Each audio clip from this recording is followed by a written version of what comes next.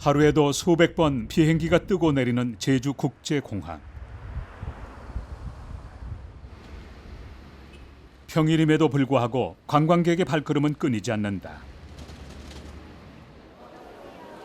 지난 2011년 세계 7대 자연경관으로 선정되면서 더 많은 사람들이 제주도를 찾고 있다.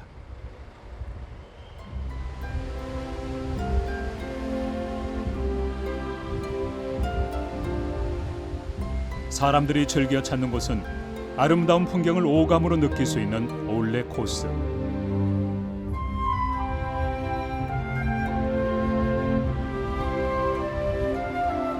눈으로 보기엔 아름다운 자연 환경이지만 과거 이곳을 삶의 터전으로 삼아야 했던 사람들에게는 반드시 이겨내야 할 난관이었다. 그리고 100여 년 전 제주를 찾은 최초의 한국인 목사이자 제주 선교사인 이기풍 목사에게도 동일한 난관이었을 것이다.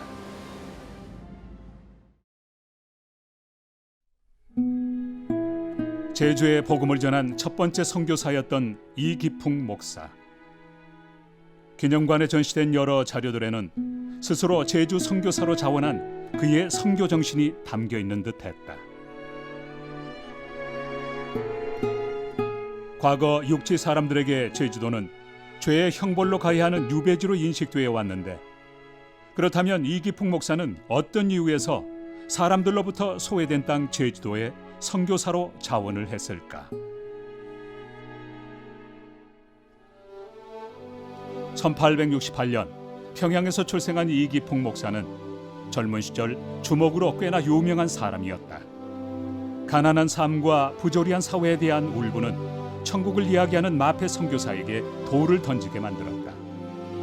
그 후 우연히 스왈렌 선교사의 집회에 참석해 은혜를 경험한 청년 이기풍은 마페 선교사를 찾아가 지난날의 잘못을 뉘우치고 평양 신학교에 입학하는 평양의 사도 바울이자 한국인 최초의 목사가 된다. 이렇듯 복음으로 변화된 이기풍은 아직 복음이 전해지지 않은 절의 고도의 섬 제주를 마음에 품게 되었을 것이다. 1907년 한국 교회는 교회로서의 조직을 갖춤과 동시에 제주 선교를 결의한다. 그리고 복음의 빚진 자임을 몸소 경험한 이기풍 목사를 제주도의 첫 선교사로 파송한다. 평양 장대현 교회에서 파송 예배를 드린 이기풍 목사는 서울을 향해 출발. 교우들의 환영 속에 승동교회에서 일주일간 머문다. 다시금 목포로 출발해 양동교회에서 부흥회를 인도하고 목선으로 제주도를 향해 떠나지만 풍랑으로 추자도에 체류. 1908년 2월 중순 복음이 필요한 땅 제주에 첫 발을 내딛게 된다.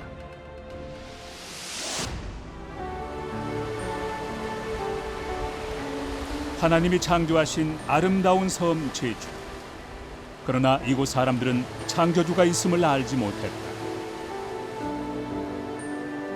그래서 이기풍 목사는 선교의 열매를 기대하며 제주 곳곳을 다녔다.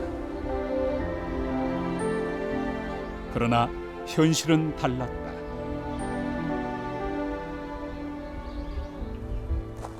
섬사람 특유의 폐쇄적인 기질과 수년 전 천주교의 권위적인 선교 방식으로 인해 일어난 이재수의 난은 외부인과 서양 종교에 대한 극심한 반감을 갖게 만들었고, 이기풍 목사는 점차 지쳐갔다.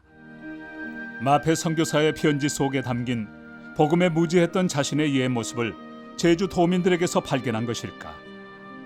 이기풍 목사는 더욱 겸손한 모습으로 100번을 인내하며 관용과 사랑으로 주민들에게 다가갔고, 마을 주민들도 이기풍과 복음에 대해 마음의 문을 열기 시작했다.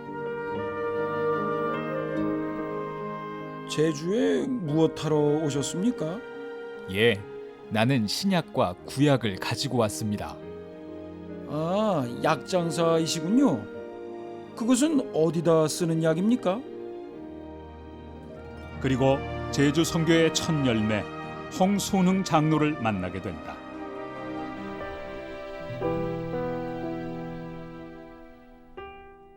홍순흥 장로는 복음을 선택했다.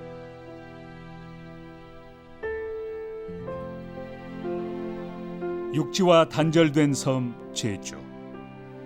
각종 미신과 우상에게 지배당했던 곳이었지만 복음의 빛이 비춰지자 섬 사람 특유의 폐쇄적인 기질과 완고함은 오히려 어떤 어려움에도 신앙을 포기하지 않는 강직한 믿음을 갖게 했다.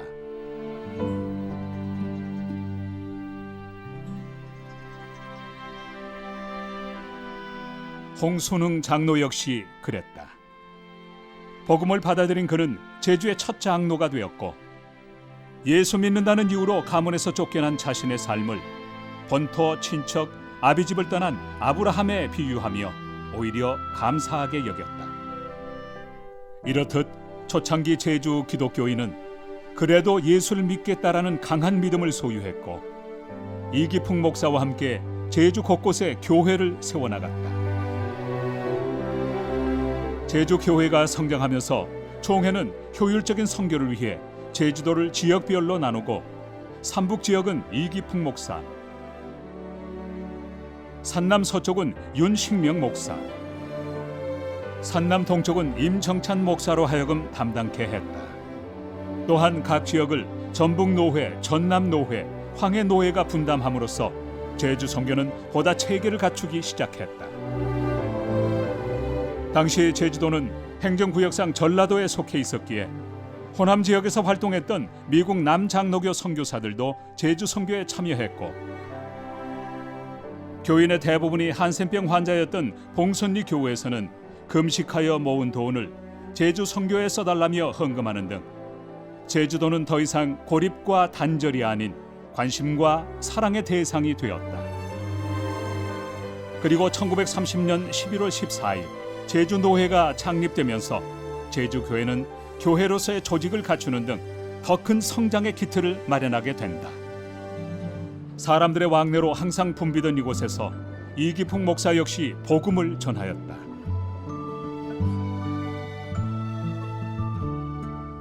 그리고 관덕정 건너편에는 제주도의 첫 번째 교회로 알려진 제주 성내교회가 위치해 있다.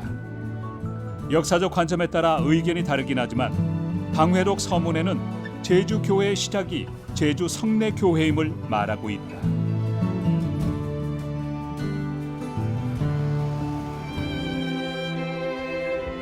오랜 기간 복음을 기다렸던 제주 사람들은 강직한 신앙심과 더불어 제주도 전역에 교회를 세워나갔고 이는 은혜의 강물이 되어 영적으로 척박한 땅 제주도를 옥토로 바꿔나갔다. 제주 출신 첫 목사이자 첫 순교자. 죽음을 두려워하지 않았던 그의 신앙은 아버지를 통해 물려받은 듯했다.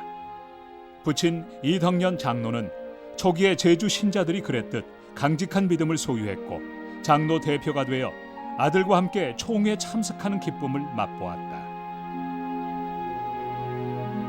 저희 증조부대에 계시는 이덕년 장로님께서 일가 친척들을 모아놓고 우리는 이제 예수 믿기로 그렇게 우리 집안은 결정을 했으니까 이 가문하고는 우리 집안하고는 이제 상관 말아달라 그렇게 설명을 했다 그럽니다. 그런데 그 가문에 좀 어른 되시는 분이 젊은 청년들을 데려와 가지고 이덕년 할아버지를 증조부님을 멍석마리를 해서 정말 초죽음이 되도록 두들겨 팼다 그럽니다. 그렇게 초죽음이 되도록 두들겨 팬 후에 너 이래도 예수를 믿겠느냐 그렇게 했을 때 제주말로 제주 사투리입니다. 경해도 예수 믿으크다. 이것은 그래도 예수를 믿겠습니다 하는 그런 말이 되는데 그렇게까지 모진 고난과 핍박과 아픔이 있었지만 예수를 영접한 그러한 특별한 예수님의 그러한 사랑으로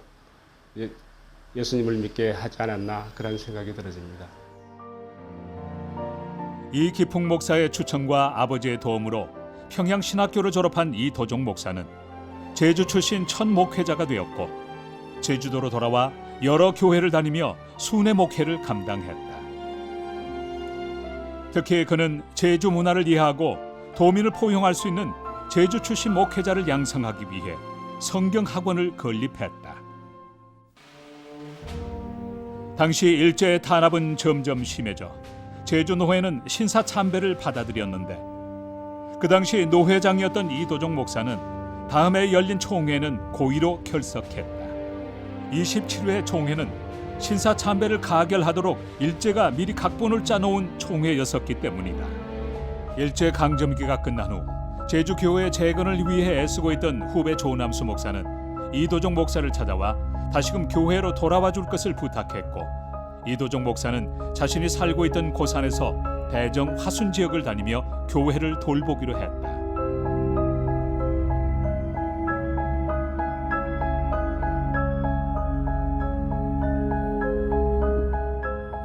(1948년 6월) 성도들을 만나기 위해 자전거를 타고 대정으로 향했던 이도종 목사는 끝내 교회 성도들을 만나지 못했다.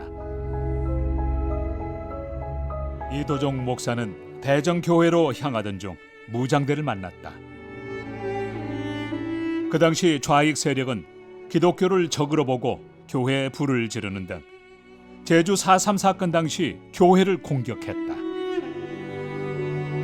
그럼에도 불구하고 이도종 목사는 무장대에게 자신의 신분이 목사임을 당당히 밝혔다.